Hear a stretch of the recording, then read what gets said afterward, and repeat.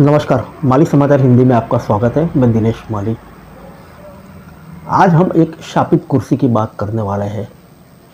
कहानी एक ऐसी शापित कुर्सी की जिस पर जो कोई बैठा वो मारा गया। हमारी ये दुनिया कई रहस्यमयी चीज़ों से भरी है।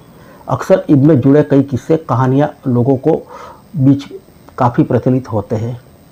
इसी कड़ी में आज हम बात करने वाले हैं ऐसे ही एक रहस्यमयी कुर्सी के बारे में, जिसको लेकर दावा किया जाता है कि उस पर जो कोई बैठा वह किसी न किसी वजह से मारा गया।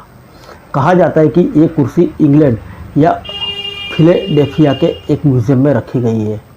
इस चेयर के खौफ का अंदाज़ा इस बात से लगाया जा सकता है कि डर के कारण इसको ज़मीन से कई फीट ऊपर लटकाया गया है ताकि इस पर कोई बैठ ना सके। इसी वजह से इस रहस्यमय कुर्सी की चर्चा देश दुनिया में की जाती है। मौत की कुर्सी कही जाने वाली इस रहस्यमयी चेयर के ऐसे कई किस्से हैं जिन्हें जानने के बाद आप भी हैरान हो जाएंगे। इसी सिलसिले में आइए जानते हैं इस शापित कुर्सी के बारे में जिस पर जो भी कोई बैठा वो मारा गया।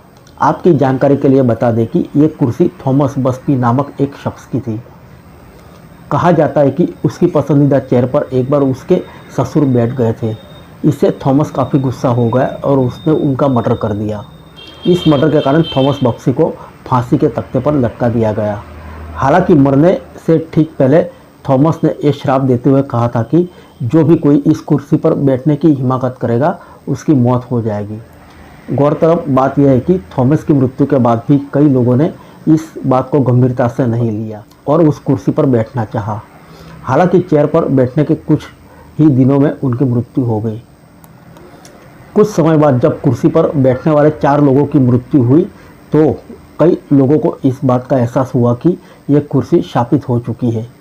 द्वितीय विश्व युद्ध के समय में कुछ सैनिक इस चेयर पर बैठे थे। युद्ध के दौरान इन सभी सैनिकों में से एक भी जिंदा नहीं बच सका। कहा तो यह भी जाता है कि आज भी थॉमस की आत्मा इस कुर्सी में है। उसके बाद से इस चेयर को लोगों की पहुंच से दूर कर दिया गया।